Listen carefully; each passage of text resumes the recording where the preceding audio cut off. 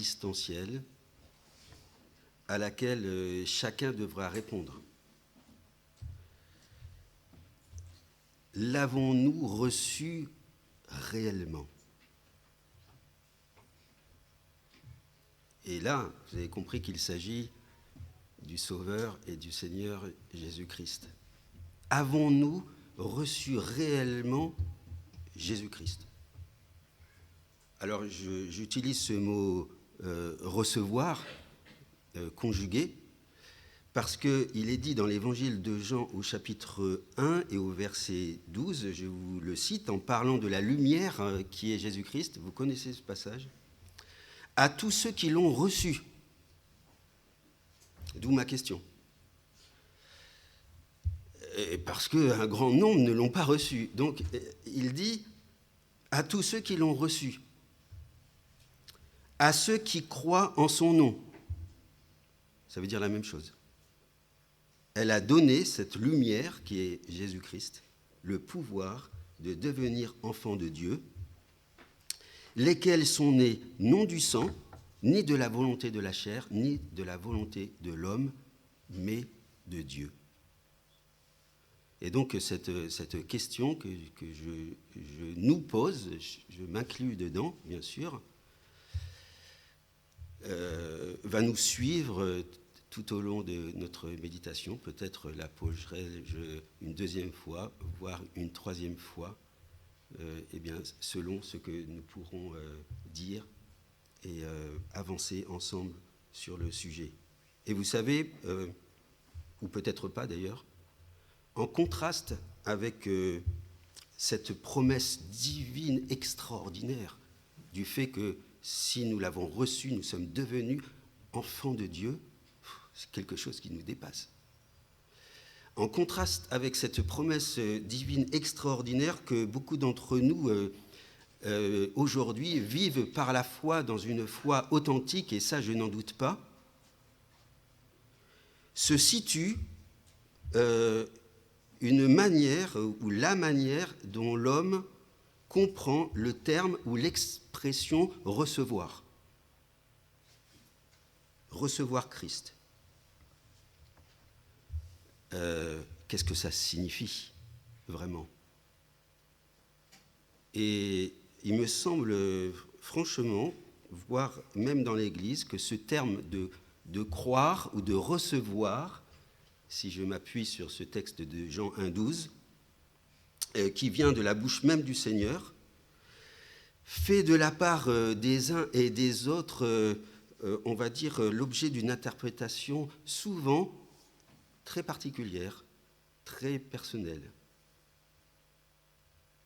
qui n'a pas grand-chose à voir ni avec l'explication qu'en donne la parole de Dieu, ni avec la vie transformée qui doit en découler lorsqu'on reçoit réellement Jésus-Christ. Et donc, c'est une question d'ordre théologique, mais également très pratique qu'il faut nous poser.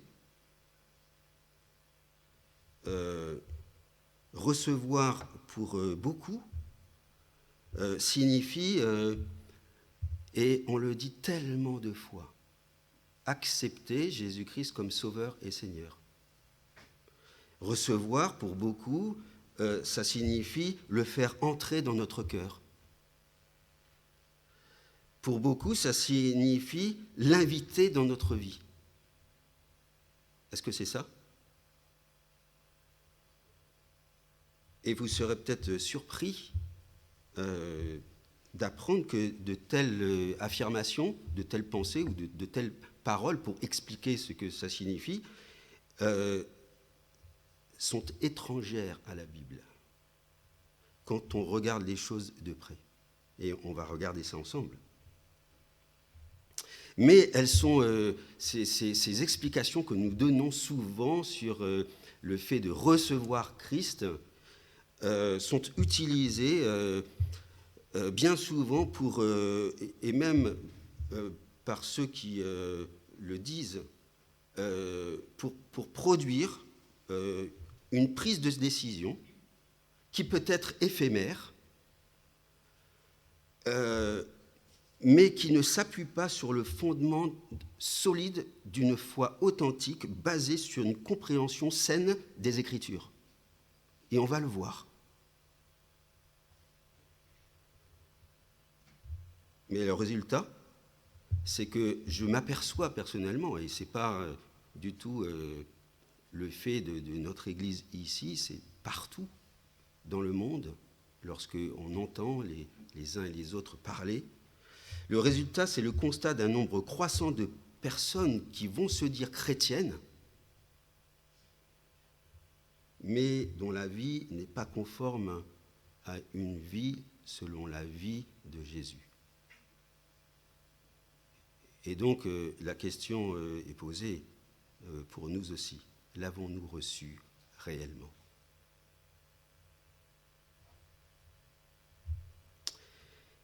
Alors, le but en posant cette question, et peut-être que cela va vous rassurer quelque peu, n'est pas de provoquer ou de produire le doute dans mon cœur. Si je suis devenu en Jésus-Christ réellement chrétien ou chrétienne. Mais, comme le demande la parole de Dieu, je cite le verset dans 2 Corinthiens chapitre 13, verset 5, de nous encourager à nous examiner nous-mêmes si nous sommes dans la foi. Dans la foi authentique, en Jésus-Christ. Et donc, il est bon, frères et sœurs, mes amis, et je vous encourage et je m'encourage moi-même à faire cette démarche, demander par la parole, d'examiner régulièrement nos vies, de les évaluer pour voir si le fruit que je porte est un fruit réel pour le Seigneur. Ou les fruits que je porte sont des fruits pour le Seigneur. Mais peut-être n'y a-t-il pas de fruits d'ailleurs. Et là, la question est réglée. Et j'aimerais qu'on lise ensemble pour nous mettre sur la voie d'une telle réflexion, pour nous examiner nous-mêmes. Regardons 1 Jean chapitre 3 déjà. 1 Jean chapitre 3.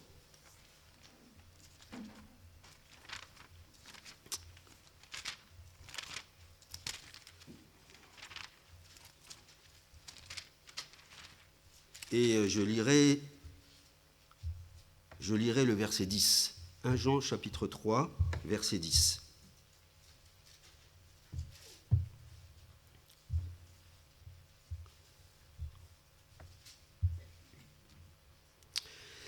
« 1 Jean chapitre 3, verset 10, je lis, « C'est par là que se font reconnaître les enfants de Dieu et les enfants du diable. Quiconque ne pratique pas la justice n'est pas de Dieu, ni celui qui n'aime pas son frère. » Autrement dit, ce n'est pas parce que je dis que je suis chrétien que je le suis. Ce n'est pas parce que je dis que je suis chrétienne que je le suis. Mais vous voyez que le fait d'être chrétien a un impact très pratique dans la vie. C'est qu'on est chrétien lorsque notre vie pratique est conforme à ce que me dit la parole de Dieu. Ce texte enseigne avec force et clarté, et il y en a d'autres, que la manifestation de l'œuvre de Dieu dans le cœur d'un chrétien, c'est le fruit d'un cœur, d'une vie, d'un comportement transformé à l'image de Jésus qui, lui, pratiquait la justice et l'amour fraternel durant toute sa vie terrestre. Il l'a fait. Celui qui dit avoir la foi ou qui dit être chrétien sans la pratique de la justice et l'amour fraternel n'est pas un enfant de Dieu, et même le texte nous dit à d'autres endroits que c'est même un menteur. On est dans 1 Jean, prenez avec moi le chapitre 2 et le verset 4. On est dans la même épître, 1 Jean chapitre 2, verset 4. Elle nous dit, celui qui dit « je l'ai connu » ou « je l'ai reçu », c'est pareil. et qui ne garde pas ses commandements est un menteur. Et la vérité n'est point en lui. On peut tromper son voisin, hein. On peut tromper son monde, on peut tromper l'Église, on peut tromper les chrétiens, les chrétiennes, les vrais. Mais on ne trompe pas Dieu.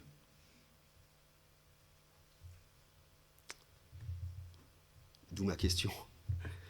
L'avons-nous reçu réellement ?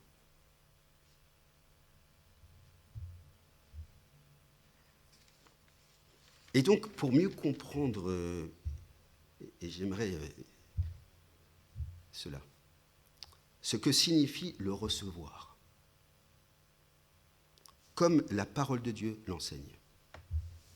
J'aimerais que l'on regarde un texte dans l'évangile de Matthieu, qui est l'une des invitations du Seigneur Jésus les plus connues. Probablement, les plus connues de toutes, mais tellement mal comprises, même par les chrétiens, même parmi les enfants de Dieu. Matthieu chapitre 11. Et l'une des raisons, c'est que très souvent, nous lisons, ou peut-être nous étudions ce texte, en l'excluant de son contexte. Et souvent, c'est ce que nous faisons lorsque nous lisons des versets. Nous ne lisons pas ce qu'il y a avant, ce qu'il y a après. Et donc, pour afficher peut-être une vérité spirituelle, et très souvent, nous excluons les versets que nous lisons du contexte proche, du contexte lointain. Et en fait, nous en faisons une interprétation qui est une demi-vérité.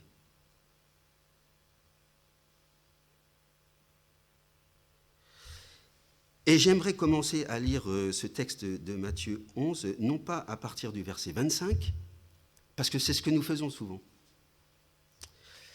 mais un peu avant, à partir du verset 20, parce que c'est là le contexte dans lequel ce texte a été écrit, et qui va mieux nous faire comprendre ce que Jésus va dire ensuite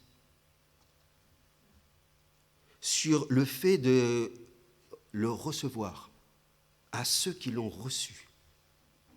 Ce que cela signifie réellement selon Jésus, en fait, pas selon ma propre pensée. Et donc, Jésus parle ici aux gens de villes de Galilée, et dans lequel, là, il passait à ce moment-là, verset 20.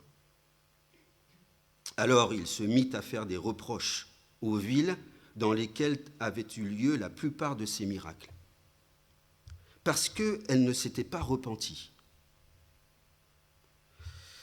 Malheur à toi, Chorazin, malheur à toi, Bethsaïda, car si les miracles qui ont été faits au milieu de vous avaient été faits dans Tyr et dans Sidon, il y a longtemps qu'elles se seraient repenties en prenant le sac et la cendre. C'est pourquoi je vous le dis, au jour du jugement, Tyr et Sidon seront traités moins rigoureusement que vous. Et toi, Capernaum, seras-tu élevé jusqu'au ciel ? Non. Tu seras abaissé jusqu'au séjour des morts. Car si les miracles qui ont été faits au milieu de toi avaient été faits dans Sodome, elles subsisteraient encore aujourd'hui. C'est pourquoi je vous le dis, au jour du jugement, le pays de Sodome sera traité moins rigoureusement que toi.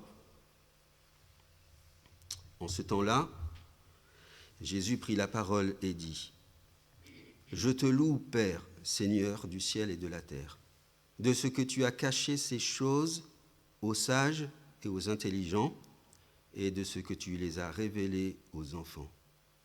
Oui, Père, je te loue de ce que tu l'as voulu ainsi. Toutes choses m'ont été données par mon Père, et personne ne connaît le Fils si ce n'est le Père.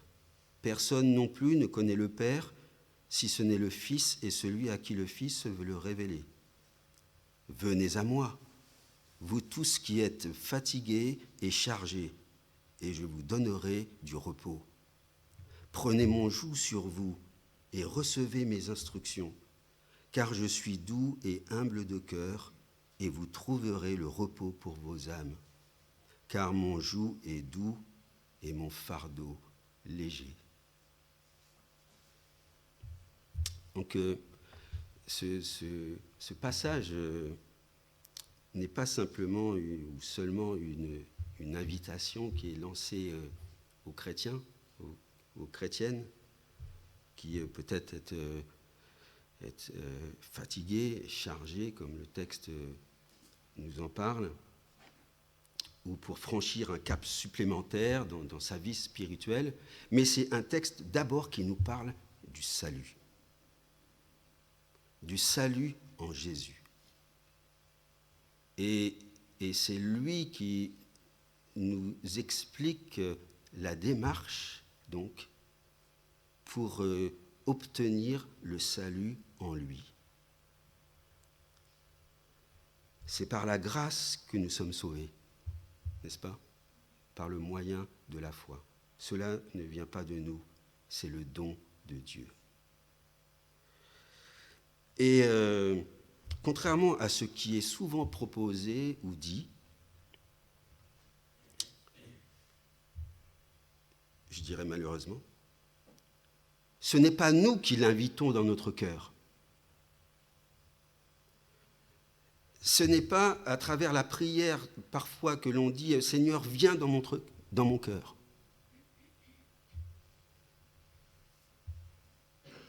Que nous obtenons ainsi le salut, même si ma prière est sincère. Mais l'inverse, totalement l'inverse. Son invitation se traduit par le commandement, non pas de l'inviter dans son cœur, mais de venir à lui,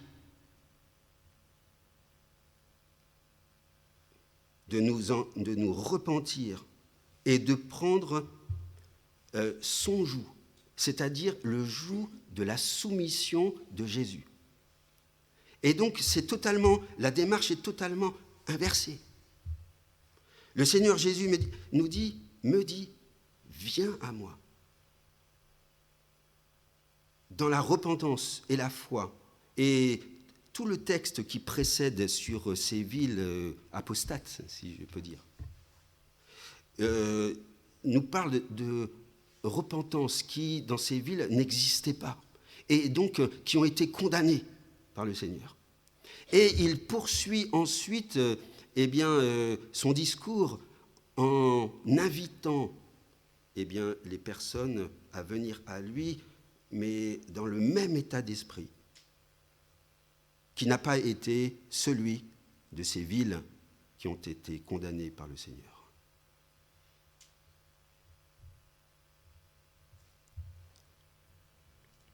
Et donc, avant de rentrer un peu plus dans le détail de cette invitation, qui débute, on le sait, à partir du verset 28, si vous êtes avec moi encore dans ces textes, j'aimerais qu'on regarde un petit peu les quelques versets qui précèdent ce verset 28, qui, je pense, sont d'une aide précieuse pour comprendre tout ce passage.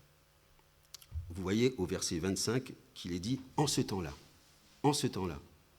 Mais frères et sœurs, nous sommes en ce temps-là.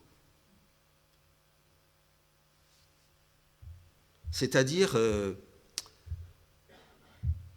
et on le voit encore plus certainement aujourd'hui qu'au temps de Jésus, enfin il me semble, c'est cette période où Jésus constatait avec douleur pour lui son rejet. Et on le voit, ce monde totalement déchristianisé aujourd'hui, qui rejette Dieu et Christ d'une manière quasi systématique. La majorité des gens étaient restés à l'époque insensibles au message de Jésus, et c'est peut-être encore plus vrai aujourd'hui. Et nous l'avons lu, plusieurs villes citées là, on pourrait y ajouter toutes les villes qui sont autour de nous, n'est-ce pas? Et qui font peu cas de l'invitation de Jésus, le rejettent en masse et sont ainsi toutes condamnées à connaître un jour, bientôt, la colère de Dieu. Pourtant, Jésus avait donné par ses miracles des preuves irréfutables qu'il était le Messie promis et qui avait été donné au monde pour porter son péché et ainsi sauver celui qui allait venir à lui. Mais ils avaient tous, toutes, en parlant de ces villes, refusé de se repentir. Et elles ont été sévèrement condamnées. Donc, non pas seulement à cause de leurs péchés, et on sait que quand on rentre dans le détail des pratiques de ces villes, elles avaient péché énormément. Mais nous aussi, nous avons péché. Mais ce n'est pas à cause de ça. Pour avoir refusé de se repentir et d'être délivrées par Jésus-Christ, c'est pour ça qu'elles ont été condamnées. Pas parce qu'elles ont péché. Le Seigneur est venu à la croix justement pour porter nos péchés, pour les expier, et qu'ainsi, en venant à lui, eh bien, nous ayons la vie éternelle. Et nous vivons donc aujourd'hui les mêmes choses, et elles ont vraiment empiré. Et donc, ça doit faire réfléchir, je crois, tous ceux qui ont entendu la parole de Dieu sans l'avoir reçue dans leur cœur par la foi. À tous ceux qui l'ont reçue, elle a donné cette lumière qui est Christ, le pouvoir de devenir enfant de Dieu. Chose extraordinaire. L'avez-vous réellement reçu, mes amis? Et alors, c'est à ce moment-là, au verset 25, que Jésus fait une prière.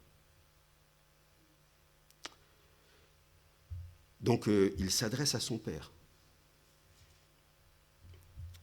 qui sonne comme une déclaration, finalement, que tout se passe conformément au plan que le Père a décidé d'accomplir.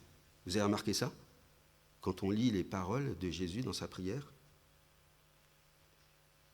Jésus, même dans ces circonstances où tout le monde l'avait rejeté, n'a jamais perdu sa confiance inébranlable que toutes choses sont sous le contrôle de son Père, même le salut des hommes.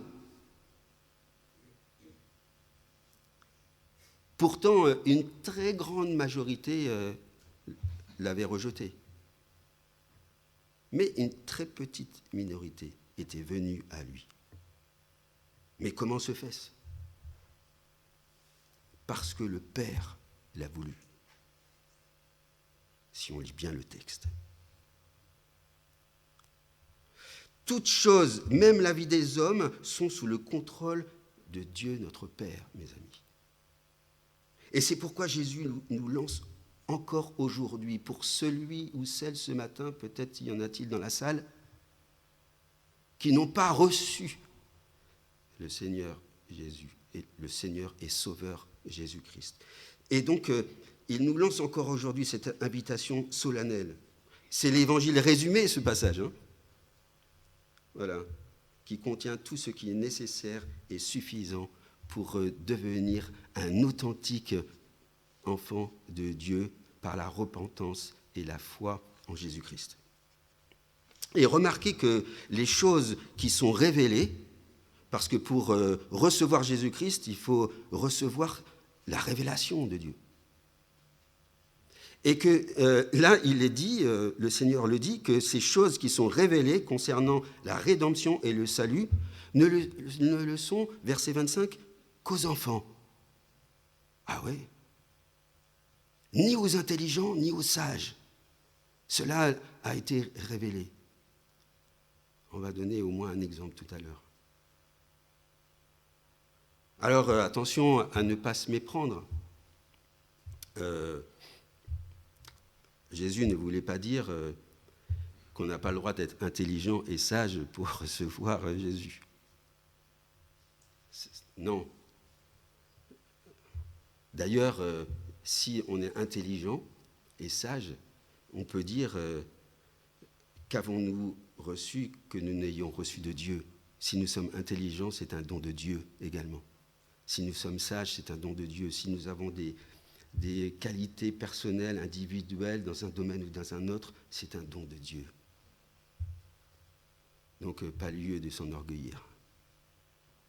Et donc, par conséquent, Jésus condamne plutôt ceux dont la connaissance des vérités spirituelles est volontairement limitée à ce qu'ils peuvent découvrir par leur propre intelligence.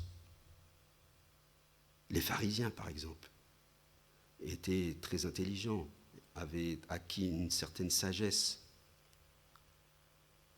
Mais ce n'est pas l'intelligence qui pose question, c'est l'orgueil intellectuel qui refuse, malgré l'évidence, qui refuse de recevoir Jésus-Christ, Seigneur et Sauveur. En venant à lui dans la repentance, dans une vraie repentance et dans la foi qui l'honore.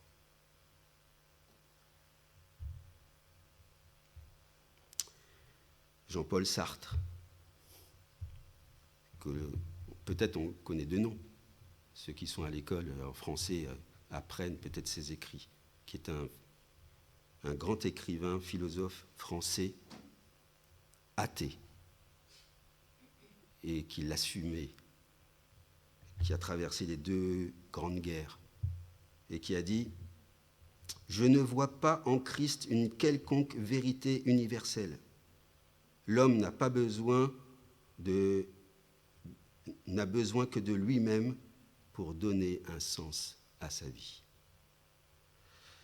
Jean-Paul Sartre, qui a influencé des milliers et des milliers de personnes avec ses pensées et ses écrits. Et puis, j'ai noté encore une de ses déclarations, je vous la lis. « Nous ne sommes pas créés par Dieu. Nous nous inventons nous-mêmes.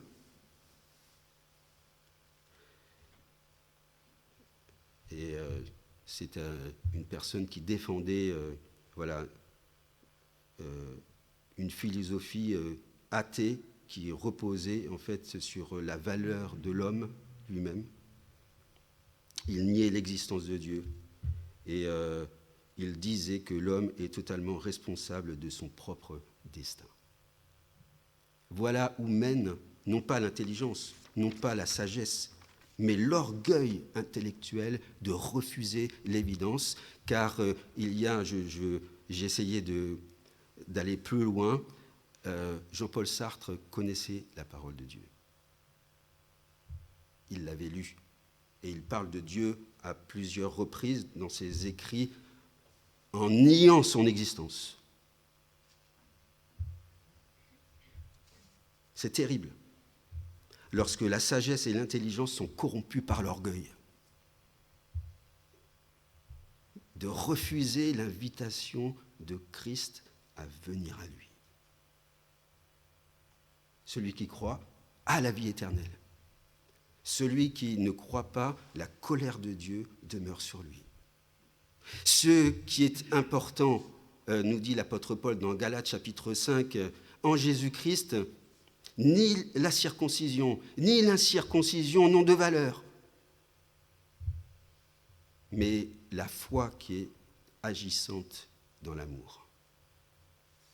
Ça a de la valeur pour Dieu, parce que cela montre un cœur transformé à l'image de Jésus. Voilà ce qui est important. Dieu, dans sa souveraineté, ne révèle pas la vérité aux orgueilleux, mais aux enfants. Lisons, on est dans Matthieu, chapitre 18. Matthieu, chapitre 18, verset 3.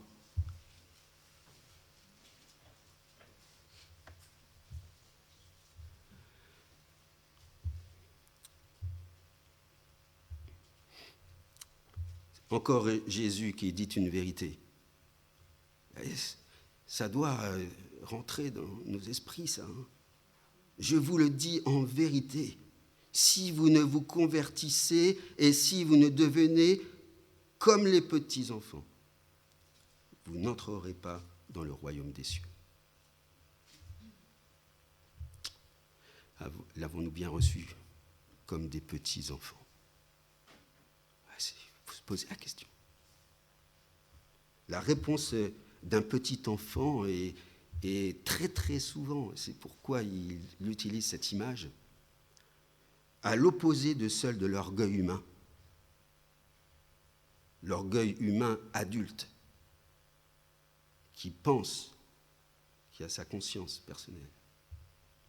Parce que le petit enfant est par nature dépendant du fait qu'il possède des capacités et des facultés, mais qui lui sont limitées.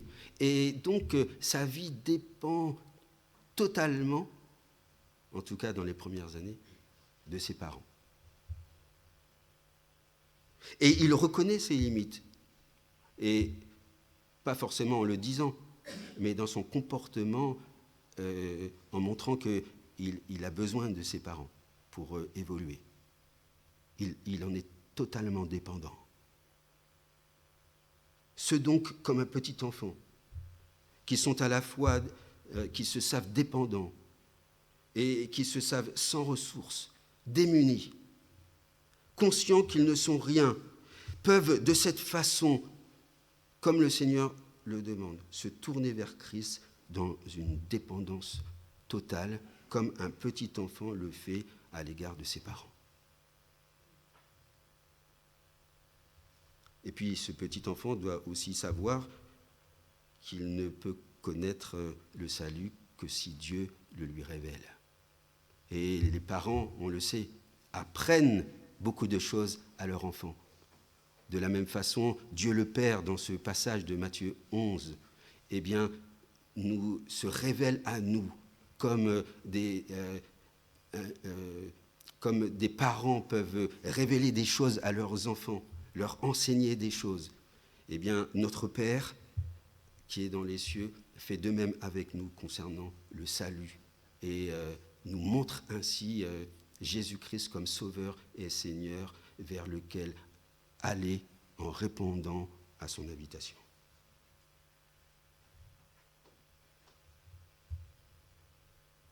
C'est donc, oui, la grâce souveraine de Dieu qui, selon son bon plaisir, lorsqu'on lit ce passage, choisit, détermine qui recevra la révélation de Jésus-Christ. Mais il ne faut pas que ça nous trouble, frères et sœurs. En rien. Parce que tout de suite après, on va dire, mais si Dieu fait son choix et se révèle à qui il veut, alors c'est fini. Non. Car tout de suite après, Jésus dit, venez à moi. Donc, Dieu est souverain dans ses choix, oui, c'est vrai. Mais en même temps, il lance une libre invitation à tous, et même si nous avons des difficultés à comprendre ces deux vérités, il nous faut l'affirmer parce que c'est la parole de Dieu qui le dit. Sans se contredire.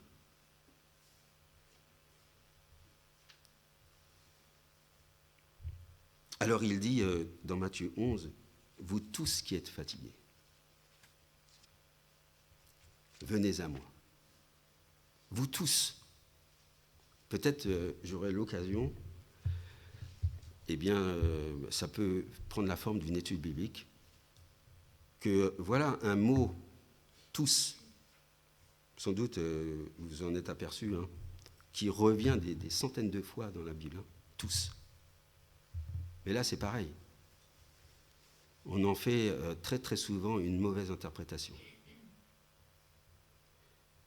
Tous, on pense que tous, c'est tous. Tout le monde entier, sans exception. Si je vous dis merci à tous d'être là ce matin, je dis ça aux 7 milliards de personnes qui habitent la planète? Non. Je le dis à vous qui êtes présents. J'interprète le mot « tous » en fonction du contexte immédiat. Merci d'être tous là. C'est le « là », ici, qui me permet de dire que tous ne concernent que ceux qui sont présents dans la salle. Si, en revanche, je dis « tous ont péché et sont privés de la gloire de Dieu », Alors là, tous, on peut le prendre d'une manière absolue et en disant tous sans exception, tous les hommes ont péché et sont privés de la gloire de Dieu, sauf un. Pas le pape, hein, ni Marie, mais Jésus-Christ. Et donc, vous tous qui êtes fatigués et chargés, ce n'est pas tous le monde entier sans exception. Le contexte immédiat nous montre que tous veulent seulement s'adresser à ceux qui se savent chargés et fatigués. Pas les autres. Ce mot, dans le contexte où Jésus l'a prononcé, fatigué, fait référence à cette futilité de toute tentative personnelle de plaire à Dieu avec ses propres efforts. Parce que ça nous condamne. Face au Dieu 3 fois saint qu'est notre Père et notre Seigneur Jésus-Christ. C'est une recherche désespérée qui finit rapidement par tous nous épuiser. Même le plus solide d'entre nous mentalement. Non. Et puis chargés. Venez à moi, vous qui êtes chargés.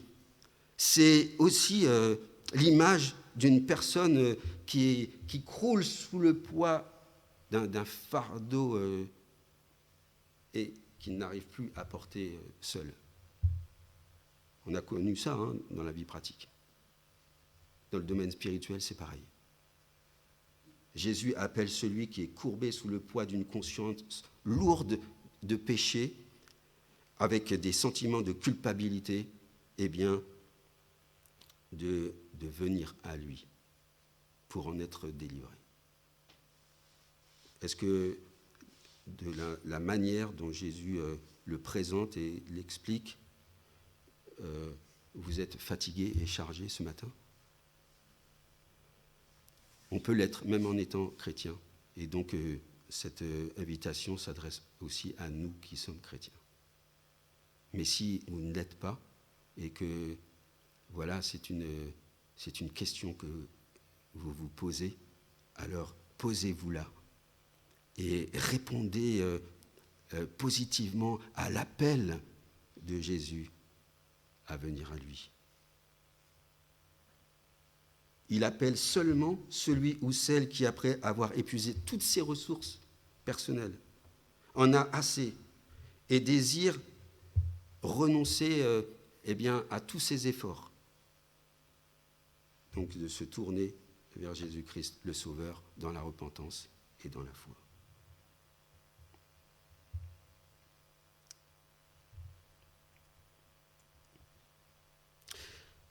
Mais Jésus n'a pas terminé son discours.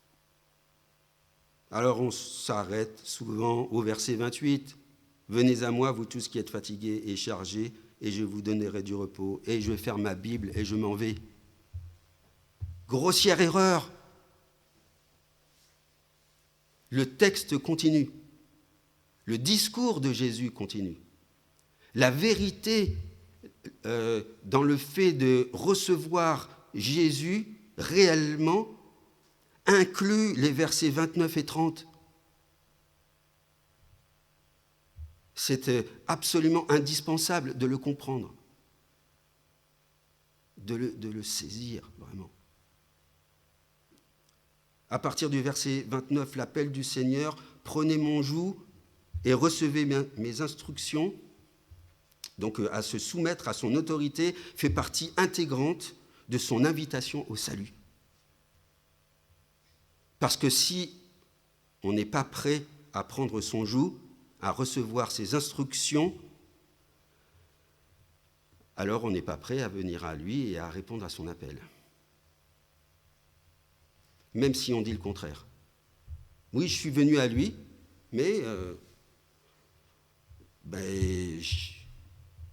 je ne suis pas ses instructions, moi, dans ma vie. Mais je suis chrétien, je suis venu à lui. Ou je l'ai reçu dans mon cœur, je l'ai invité dans mon cœur. Mais non, c'est lui qui invite. Il l'invite à venir à lui dans une condition, un état d'esprit particulier qu'il décrit là. Si ces conditions ne sont pas réunies, on ne peut pas venir à lui dans ces conditions.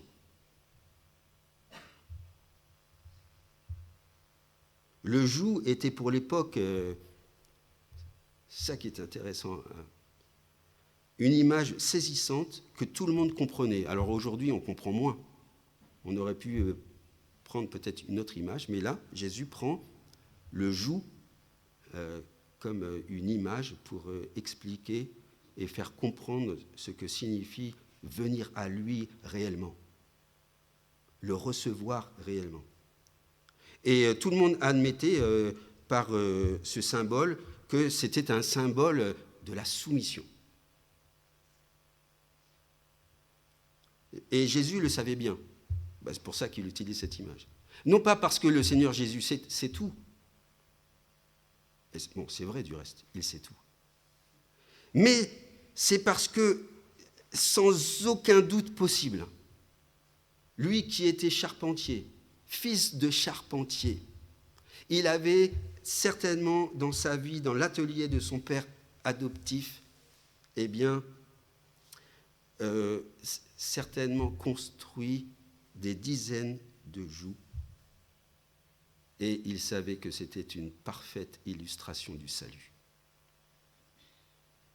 On mettait cette grosse pièce de bois sur l'animal pour qu'il puisse porter un poids, un fardeau, et le maître se servait de ce joug pour le diriger. Et là, l'animal ne pouvait rien faire d'autre que de laisser se diriger par ce joug. Donc, le joug représente la soumission, représente l'obéissance dans la vie d'un disciple, sans lequel on ne peut pas être un chrétien. Celui qui dit avoir reçu Christ et qui ne se soumet pas à lui ni n'obéit pas à ses instructions est un menteur. On l'a vu, on l'a lu. Et peut-être ne le sait-il pas, mais il se trompe lui-même, peut-être inconsciemment. Mais la parole de Dieu est là pour l'éclairer, pour lui dire la vérité, et pour lui dire « revois ta manière de penser, et viens à moi dans les conditions que j'exige pour que tu deviennes enfin un chrétien authentique, ou une chrétienne authentique. » Et d'ailleurs, les enfants doivent l'apprendre, ce principe moral, dès leur plus jeune âge. La soumission et l'obéissance à leurs parents. Lamentation de Jérémie, chapitre 3, verset 27 nous dit « Il est bon à l'homme de porter le joug dans la jeunesse. » Il est bon. Pourquoi il faut que le jeune porte le joug quand il est le plus petit? Il est tout petit. Et le texte nous dit que cela est bon. Ah ouais? Pourquoi? Parce que la jeunesse, lorsqu'on est petit et que l'on est avec ses parents, c'est le moment propice, ordonné par Dieu pour apprendre la soumission et l'obéissance. Et ainsi, l'enfant est préparé par ses parents plus tard à recevoir plus facilement le joug de Jésus-Christ lorsqu'il l'invite à venir à lui. Et donc, toute l'importance qu'il y a pour les parents d'élever leurs enfants selon le Seigneur, pour qu'ensuite, nous dit la parole de Dieu, lorsqu'ils arrivent à un âge plus avancé, ils ne s'en détournent pas. Et viennent à Jésus, comme le Seigneur Jésus le demande dans Matthieu chapitre 11, dans ces conditions-là, et pas autrement. Que d'expériences pénibles seraient évitées si, jeune, on avait appris cette leçon lorsque le jeune était avec ses parents. Jésus ne demandera jamais à quelqu'un de venir à lui s'il n'est pas prêt à recevoir son joug, ni obéir à ses instructions. Et si vous pensez que vous l'avez fait, mais sans ces conditions-là, c'est pas valable. Ah oui, je suis chrétien, mais je ne suis pas baptisé, je m'en fiche. Bah, vous n'êtes pas chrétien. Si vous vous en fichez. Si pour vous ça n'a pas d'importance, malgré le fait que c'est un commandement du Seigneur. Et je le dis avec gravité, solennité. Quelqu'un ne l'a véritablement reçu que lorsque, désespéré de lui-même, il abandonne son péché, se tourne vers Christ avec le désir de laisser le Seigneur prendre les rênes de sa vie. Est-ce que vous l'avez reçu de cette manière?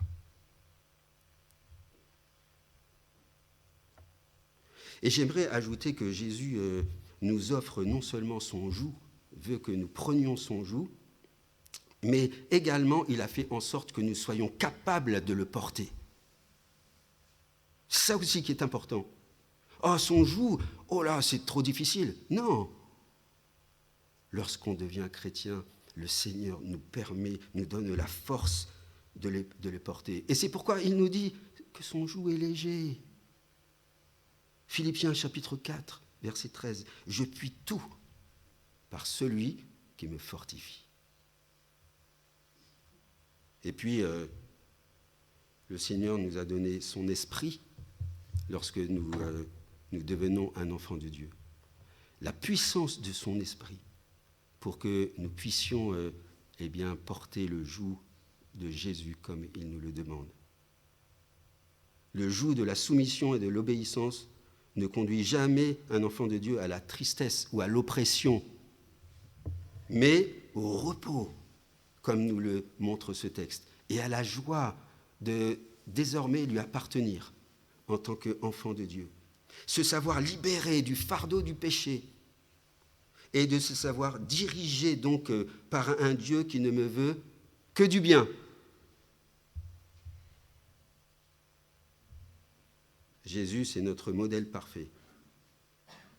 Et nous avons tellement de choses à apprendre de lui parce que, il nous a montré la voie à suivre, lui qui observait parfaitement les commandements de son Père et qui s'est soumis à lui durant toute sa vie terrestre. Le disciple n'est pas plus grand que son maître. Si le maître a dû passer par là, nous aussi. Il lui a été soumis en toutes choses. Et d'ailleurs, l'évangile de Jean nous montre tellement d'instructions que nous avons même étudiées en études bibliques. Il a laissé ses instructions à ses disciples en leur demandant d'accomplir ce que lui-même avait accompli. Et on retient cela, vous vous souvenez? Aimer, garder ses commandements, prier, porter du fruit, croire, rendre témoignage. On avait expliqué cela en utilisant un seul verbe pour que nous puissions mieux nous en souvenir. Ce sont les instructions du Seigneur qu'il avait laissées aux disciples. Qui d'entre nous ce matin, ayant entendu l'invitation du Seigneur Jésus-Christ, désire le suivre désormais, peut-être, dans la soumission et l'obéissance?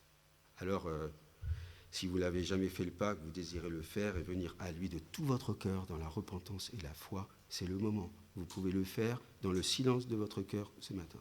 Non pas lui dire « viens dans mon cœur ». Vous avez compris, maintenant. Non, je viens à toi. C'est toi qui m'appelles. Donc je réponds à ton appel par une repentance sincère et une foi sincère. Sinon, la colère de Dieu, nous dit la parole, demeure encore sur vous. Répondez à son appel dans ces conditions, avec le désir maintenant, oui, de voir Jésus-Christ comme non seulement votre sauveur, mais aussi le Seigneur de votre vie, qui va conduire votre vie pour votre bien, en écoutant ses instructions et avec le désir de s'y soumettre. Et puis, si vous êtes déjà un enfant de Dieu, gloire à lui. Il a fait, et ça c'est sa volonté qu'il en ait été ainsi. et vous avez peut-être pris conscience que là, l'invitation du Seigneur, c'est aussi pour vous ce matin. C'est aussi pour moi ce matin. Et qu'il vous appelle de nouveau, parce qu'on l'a peut-être oublié, eh bien, à renoncer à nous-mêmes pour le suivre maintenant et encore dans l'obéissance, mes amis. Alors, on peut lui dire également dans la prière, en lui renouvelant, eh bien, notre engagement que nous avons peut-être oublié et qui était le nôtre lorsque nous sommes tournés il y a longtemps vers Jésus-Christ. Sa promesse est formelle, et je vous donnerai du repos. Voilà, que Dieu, frères et sœurs, mes amis, nous conduise tous à saisir, eh bien, par la foi, son appel tel qu'il nous l'a expliqué dans ce merveilleux chapitre de Matthieu, chapitre 11. Voilà. Que Dieu nous bénisse tous par sa parole. Prions et nous